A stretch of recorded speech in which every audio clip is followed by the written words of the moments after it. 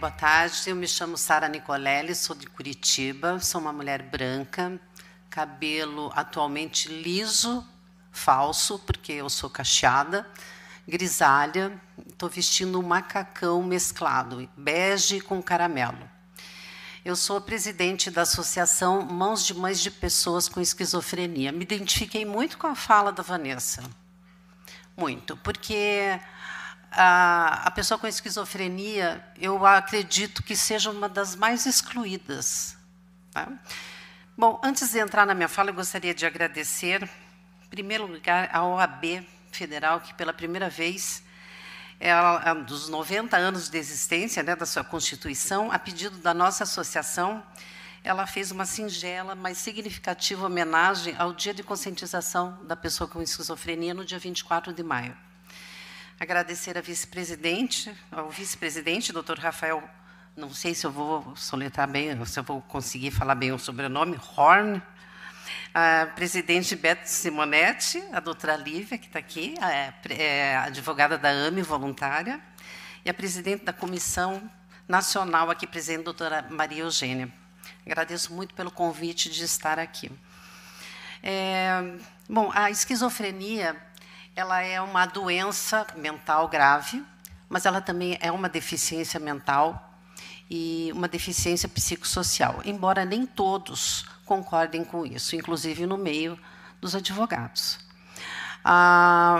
Eu acredito que a deficiência, principalmente essa que não é visível, ela é difícil de ser aceita por quem não a conhece, e eu digo sempre que, por exemplo, numa perícia médica, eu acredito que os médicos, os peritos, pensem que eles devem chegar babando, espumando, se debatendo, com uma camisa de força. E não é assim. Você pode, aqui no nosso meio, ter alguém com esquizofrenia e você não vai saber identificar. Salvo se você, talvez, conversar com ela e você sentir uma certa diferença na fala, né, no comportamento, na desorganização de uma conversa. Meu filho tem 34 anos, há 15 anos diagnosticado. Ele fazia o seu tratamento corretamente, até que este ano um pastor falou para ele que Deus curava e não precisava mais se medicar. 15 anos estabilizado, 15 anos de tratamento jogados no lixo, onde atualmente eu tenho que dar diariamente os medicamentos escondidos. Ele tem 1,80 m, pesando quase 100 quilos. Tentou o suicídio, ele tem ideação suicida. Quando eu liguei para o SAMU disse que tinha outra emergência mais importante do que atender ao meu filho. Eu tive que colocar o meu filho no carro, descer as escadas. O suicídio, a tentativa foi por automedicação, né, overdose medicamentosa, e foi muito difícil levá-lo ao hospital. E não sabiam o que fazer com o meu filho. E ele foi atendido no chão, na entrada do hospital. Então, são tantos os problemas que nós enfrentamos na esquizofrenia, que eu cheguei a um momento, Vanessa, eu sou mais ou menos como o doutor, acho que é o doutor Emerson, que chorou aqui, eu sou meio carpideira, sabe? Eu começo a falar, o choro já começa a subir. Mas eu cheguei a bolar o plano de matar o meu filho e me matar. Porque o sofrimento é tão grande, a família, a resistência de aceitar que aquela pessoa tem suas diferenças, como todos nós temos. A pessoa com esquizofrenia é vista como vagabunda, como preguiçosa, como drogado, como psicopata. É assim que eles são vistos. E o meu filho é uma das pessoas mais dóceis que eu já conheci na vida. Tenho também uma filha bipolar. Então, também tenho um combo na minha casa. E eu também tenho uma depressão severa por consequência disso tudo. É difícil. Você não tem um homem do teu lado, você não tem um amparo. As pessoas se afastam de você porque você se torna chata. Você se torna uma pessoa que só fala a respeito do que você vive. Nós temos as dificuldades diversas que nós enfrentamos, desde o decreto, né, a resolução 487, o fechamento do hospital de custódia, onde vão devolver para quem? Para as famílias.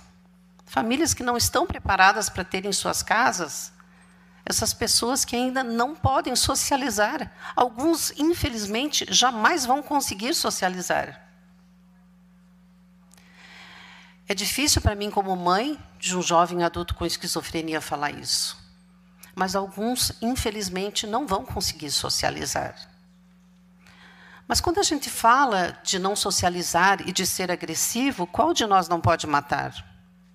Qualquer um de nós pode matar. Basta pegar um dia que você não esteja bem, ou uma fechada no trânsito. Basta que a gente faça um levantamento e veja o número da população carcerária que tem transtorno mental e o número do que não tem transtorno mental. Esses dias eu assisti um vídeo de uma senhorinha no Instagram, onde ela dizia que as mulheres deveriam cuidar, por causa do feminicídio, cuidado com quem você coloca na sua casa. Ela tem milhares e milhares de seguidores. Ela falou assim, cuidado com quem você coloca dentro da sua casa. Você pode estar colocando um psicopata ou um esquizofrênico que vai te matar. Quando eu fui em defesa, porque eu sou daquela que eu vou atrás, escrevo, eu fui pichada de tudo que vocês possam imaginar. Chata, mimizenta, vai militar em outro lugar. Ela está certa. Eu digo, estudem primeiro o que é esquizofrenia. Então, quando se fala sobre deficiência, na minha visão, e me desculpe se alguns talvez não gostem, ela é muito voltada para aquela que é visível. Aquela que não é visível, que você senta ao lado, mas você não percebe nada, não existe. É romantizar a doença ou é banalizar a doença.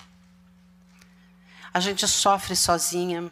Não existe inclusão para a pessoa com esquizofrenia no trabalho. Eu perguntaria para qualquer um aqui, você empregaria alguém que tem esquizofrenia? Inclusive, é motivo para...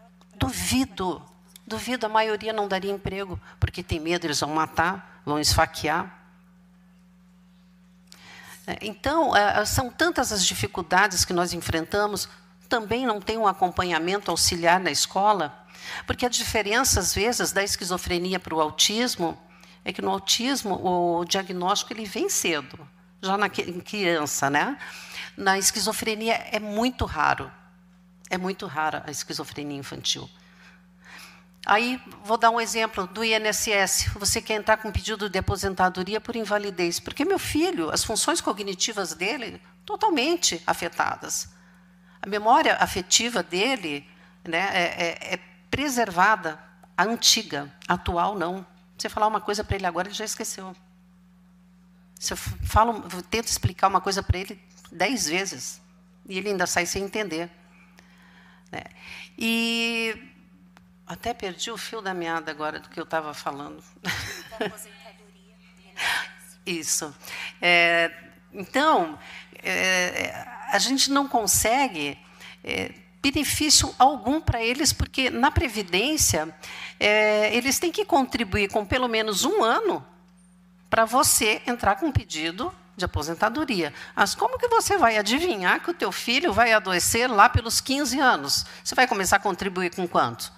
Quando ele tiver 13, 12 anos, e se a família não tem condições? Eu, por exemplo, eu sou mãe solo, de 2, né? Estou aposentada atualmente, cuido da associação, é sem fins lucrativos, eu não tenho salário. Fizemos uma vaquinha para eu poder estar aqui hoje. Mas eu não me encaixo para conseguir uma aposentadoria para ele. Por exemplo, o BPC não se encaixa. Então, ele vive do quê? O custo da esquizofrenia para a família é altíssimo. Os medicamentos são altíssimos. Eles se alimentam muito. Meu filho, ele tem um hábito do sabonete. Ele tomou uns 4, 5 banhos com aquele sabonete. Eu tenho o meu, ele tem o dele. Ele joga os 2 fora porque tem que colocar um novo. O filho de uma colega nossa, a cada escovada de dente, joga a escova fora. Então, todo dia você tem que estar comprando. E as pessoas não veem esse outro lado também. Então, o nosso sofrimento é grande. Eu acho que deveria haver um olhar também. Agradeço muito por estar aqui hoje podendo falar sobre a esquizofrenia, porque isso é muito raro. Falar sobre esquizofrenia é só entre nós. Não existe, né? Como é que é? Entre nós, sem nós, sobre nós, sem nós. É só sobre nós e com nós. Mais ou menos isso. É uma coisa muito isolada. E a gente precisa falar também da esquizofrenia.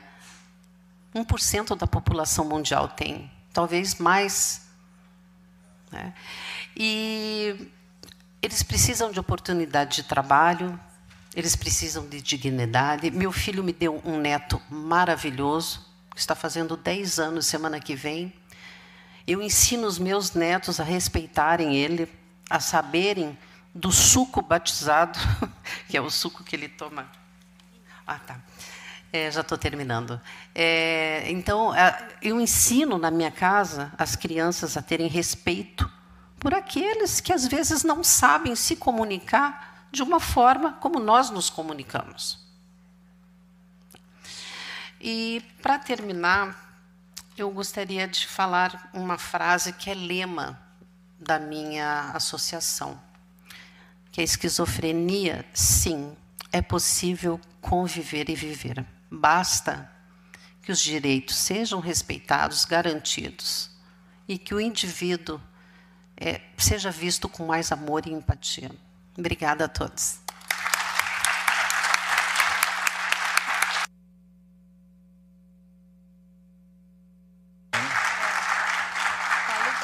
Por favor.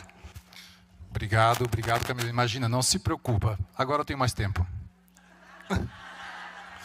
Bom, queria cumprimentar, já vou fazer minha descrição, mas eu queria cumprimentar o presidente em exercício, Leonardo Sica. Em nome dele eu cumprimento todos da mesa.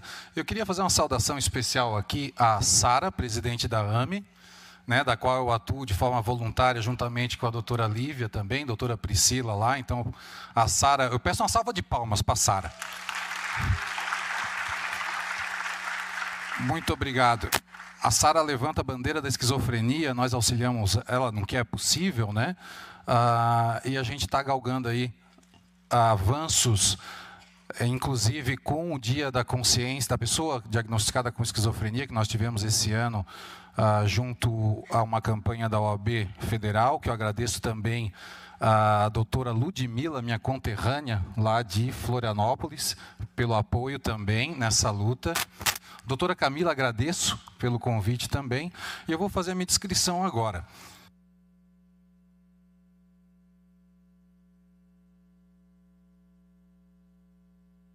Eu tenho 38 anos, tenho 1,88 de altura, cabelos pretos, uso óculos, tenho barba. Estou vestindo um terno preto, uma camisa branca e uma gravata verde em homenagem a vocês. Presidente Leonardo Sica, eu sou um pouco aqui de São Paulo também. Eu sou de Florianópolis, sou natural de Florianópolis, mas eu tenho inscrição suplementar em São Paulo, atuo muito em São Paulo, fiz minha pós-graduação em São Paulo, então tenho um carinho muito especial pela OAB e pela cidade de São Paulo. Tá? Eu queria trazer 2 pontos aqui brevemente, no que toca a questão das pessoas com deficiência e os benefícios, né? Tanto os benefícios previdenciários como os benefícios assistenciais, do qual nós trabalhamos, né? Eu trabalho com direito previdenciário já tem mais de 12 anos e eu gosto muito de levantar a bandeira também da conscientização previdenciária e assistencial. Muito bom que nós temos a parte legislativa hoje aqui na mesa, porque depois eu quero fazer um contraponto. É muito triste para nós que atuamos com a matéria previdenciária quando a gente não consegue entregar o direito, né? Muitas vezes chega um assistido para nós com todas as características e os requisitos da deficiência, porém ele não implementa o requisito securitário, seja do INSS ou alguma questão financeira lá do CadÚnico, enfim, eu não consigo entregar esse direito porque são questões conexas, são cumulativas. E eu vejo que nós não atingimos esse objetivo por conta, muitas vezes, de falta de conscientização. Tá? Então, nós não temos a conscientização previdenciária e não temos a conscientização assistencial também. Quiçá isso pudesse, aqui eu queria fazer o contraponto com o pessoal do Legislativo, nós tivéssemos isso colocado já no colégio, né? Para que as crianças já soubessem o que é previdência, porque a previdência eu vou ter acesso no futuro. Mas quando eu falo de previdência, eu falo também de vida, porque é justamente no momento em que eu preciso, seja por uma incapacidade ou seja por uma idade avançada, de rendimento financeiro para me manter. Nós sabemos que muitas deficiências, doenças, é um alto custo com medicação e tudo mais, e ficam totalmente desamparados justamente por conta disso. Quando nós temos, por vezes, uma reforma ou outra, nós temos uma mídia que bombardeia a população dizendo que tem que reformar, senão a Previdência quebra. Mas nós não temos, ao contrário, senso, uma mídia dizendo que a pessoa precisa contribuir para ter acesso a um benefício, né? Eu fico muito triste que nós atendemos muito a aposentadorias, enfim, de alguns sindicatos lá no escritório, principalmente um deles é o do sindicato dos taxistas. Eles chegam lá no escritório felizes da vida porque fizeram 65 anos de idade, achando que vão se aposentar por ter sido atingida a idade. Eu questiono quanto tempo de contribuição eles têm e eles me retornam com 5, 6 anos de contribuição.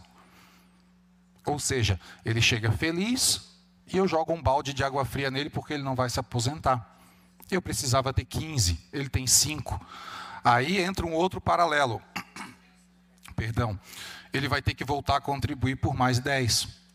Será que o mercado de trabalho está aberto a atender esse senhor de 65 anos de idade, muitas vezes com alguma deficiência, por mais 10 anos, para que ele possa atingir os requisitos e aí sim se aposentar? Lá então com seus 75 anos, o que abre a cortina aqui? Qual o cenário? Um cenário que não é, para nós, de forma alguma, satisfatório. Porque eu não consigo colocá-lo dentro da Previdência, como segurado. E, por muitas vezes, ele tem, ou a família tem, alguma condição financeira. Então, eu também não consigo colocá-lo no benefício assistencial. Ele vai ficar no que a gente chama de limbo. Eu não consigo nem num lado, nem no outro. Ele vai ficar aos cuidados da família. O mercado não está aberto a ele. A gente tem toda uma propaganda, né, do mercado de trabalho, enfim, mas a gente sabe que uma pessoa de certa idade encontra muita dificuldade. Dito esse ponto, então, dessa bandeira da conscientização previdenciária que nós temos que ter, nós temos um outro problema no que toca a concessão dos benefícios na questão da perícia médica. Nós temos muitas dificuldades hoje. Eu não estou criticando os médicos peritos, mas eu levanto uma crítica no seguinte sentido. A perícia médica ela sempre tem que ser voltada para o ambiente de trabalho daquele segurado ou daquele assistido, né? Eu tenho um caso emblemático, até conversando com a doutora Lívia, eu falo que é o mesmo exemplo que eu dou em aula sempre, até redundante, mas é o que ilustra muito bem. Nós tivemos um caso em que atendemos um deficiente auditivo, que era gerente de uma loja de calçados em Florianópolis, e ele teve a perda de audição de um lado, e o médico perito simplesmente laudou que se for numa sala fechada e chegar próximo a ele, ele escuta. Resultado do laudo, sem incapacidade. Só que ele trabalha numa sala fechada e chegando todo mundo perto? Não, ele trabalha num calçadão de uma cidade com muito barulho e trabalha numa loja de calçados onde todo mundo chama, grita por ele e ele não escuta. Nós tivemos que impugnar e tudo mais para tentar trazer o juiz à realidade e modificar aquele laudo, porque senão nós teríamos um laudo desfavorável, por consequência, uma sentença de improcedência, né? Outro caso, um montador de andaime com problema, teve um acidente, teve algumas fraturas no braço, depois de um tempo em que se recuperou recebendo benefício, conseguiu voltar com a mobilidade, só que não teve força. O perito disse que ele estava capaz, poderia voltar ao trabalho. Ele mobiliza o braço tranquilamente, porém, força. Ele consegue erguer um andaime, esses andaime de prédio lateral, quando se fazem reformas. Ele consegue erguer e suportar essa força segurando esse andaime para jogar para cima, para alguém pegar e aí ir montando? Tivemos que impugnar nesse sentido, o médico perito disse que não consegue. Mas antes eu tinha um laudo desfavorável. Então, veja, nós temos, além da conscientização previdenciária, nós temos também um embate dentro do processo, muitas vezes, tanto administrativo como judicial, com essa falta de sensibilidade em levar esse assistido, ou esse segurado, para o seu ambiente de trabalho. Né? O médico parece que está um pouco vendado. Quizá todas as perícias pudessem ser no ambiente de trabalho. Não tem como, é impossível. Mas que a gente tenha essa sensibilidade de verificar, possam ilustrar o máximo possível, seja com vídeos, com fotos, com o ambiente de trabalho, para que a gente consiga essa concessão. Né? Então, a gente tem muito indo. E vocês aqui nesse fórum agora, que é o 4º fórum, vão ter muita oportunidade de trabalhar a parte da deficiência, a parte da incapacidade e conseguir evoluir muito quanto a isso. Eu agradeço. Eu desejo um ótimo evento e contem comigo aí no que precisar, eu estou disponível. Muito obrigado.